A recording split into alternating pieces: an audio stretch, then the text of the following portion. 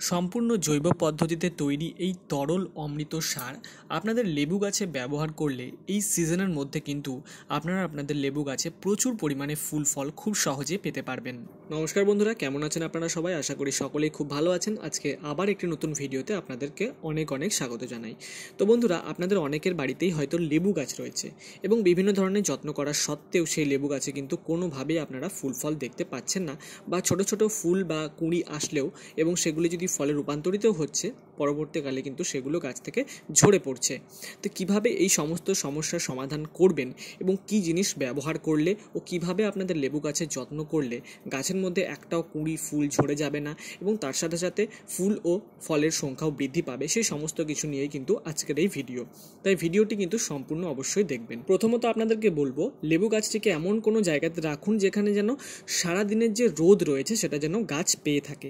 আর এখন যেহেতু বর্ষাকাল চলছে, তাই গাছে কিন্তু অবশ্যই বৃষ্টির নিচেই রাখবেন এবং গাছের যে মাটির ড্রেনেজ সিস্টেমটা রয়েছে সেটাও কিন্তু ভালো করবেন। তাই রোদ আর জল এই দুটি কিন্তু গাছের জন্য খুবই ইম্পর্টেন্ট। তাই এই দুটোর ব্যবস্থা কিন্তু অবশ্যই ঠিকঠাকভাবে করবেন, তবেই কিন্তু আপনাদের গাছে আপনারা ফুল ও ফলের দেখা ভালোভাবে পেতে পারবেন। দ্বিতীয়ত, এটা যেহেতু বর্ষাকাল, তাই এই সময় কিন্তু গাছের রোগ পোকার আক্রমণ খুব বেশি পরিমাণে হয়ে থাকে। বিশেষত লিফ মাইনার বলে বা পাতার রস শোষণ করে খাই, এরকম ধরনের এক ধরনের পোকা রয়েছে যেগুলো লেবু গাছে খুব বেশি আক্রমণ করে থাকে। তাই এই সময় আপনারা নিম তেল ব্যবহার করতে পারেন গাছে, অথবা এমন কোনো কীটনাশক ব্যবহার করতে পারেন যার ব্যবহার করলে এগুলো কিন্তু গাছে আক্রমণ করতে পারবে না। এছাড়াও যদি দেখছেন লেবু গাছে কোনো পুরনো ডালপালা পাতা রয়েছে যেগুলোর জন্য কিন্তু অনেক সময় গাছে ফুল ফল আসতে চায় না, তো অনেক দিন ধরে যদি আপনার গাছে ফল না আসছে বা ফুল না আসছে, তাহলে কিন্তু অবশ্যই পুরনো ডালপালা পাতা যেগুলো রয়েছে সেগুলোকে অল্প অল্প করে ছেঁটে ফেলুন। তাহলে সেই সমস্ত জায়গায় নতুন নতুন ডালপালা পাতা আসবে এবং সেখানেই কিন্তু আপনারা প্রচুর পরিমাণে লেবুর ফুল ফল দেখতে পারবেন। তো এই সমস্ত যত্নগুলো তো আপনাদেরকে অতি অবশ্যই করতে হবে, কিন্তু এরপরেও কিছু কিছু জিনিস কিন্তু রয়েছে যেগুলো লেবু গাছে করা অতি আবশ্যক প্রয়োজনীয়, সেগুলো এবার আপনাদেরকে বলবো। তো এই যে জিনিসটা দেখছেন, শুধুমাত্র এটি ব্যবহার করেই কিন্তু আপনি আপনার লেবু গাছে প্রচুর পরিমাণে ফুল ফল পেতে পারবেন, কারণ এটি সম্পূর্ণরূপে জৈব এবং আপনারা বিনা খরচায় বাড়িতে তৈরি করতে পারবেন। জিনিসটি আর কিছুই নয়, জিনিসটি হচ্ছে পেঁয়াজের খোসা। পেঁয়াজের খোসা যেগুলো আপনারা ফেলে দেন সেগুলোকে জড়ো করবেন, কারণ এই পেঁয়াজের খোসার মধ্যে কিন্তু প্রচুর পরিমাণে পটাশিয়াম রয়েছে যেগুলো লেবু গাছে ফুল ফল আনতে কিন্তু খুব সাহায্য করে থাকে।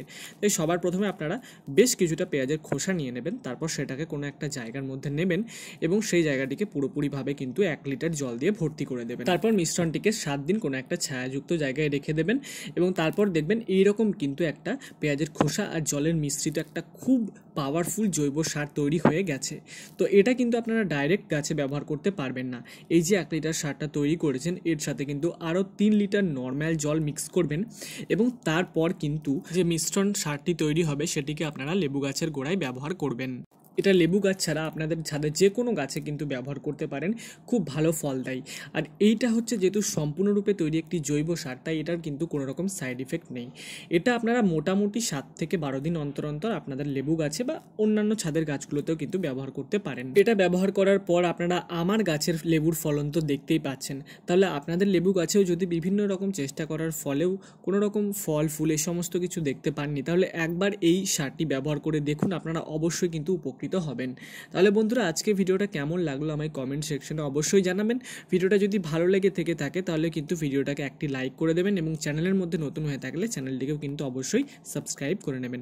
তাহলে আজকের মতো ভিডিওটা এখানেই শেষ করছি। দেখা হচ্ছে অন্য একটি গাছ সম্পর্কিত ভিডিও নিয়ে। সবাই খুব ভালো থাকুন আর নিজেদের গাছের যত্ন করুন।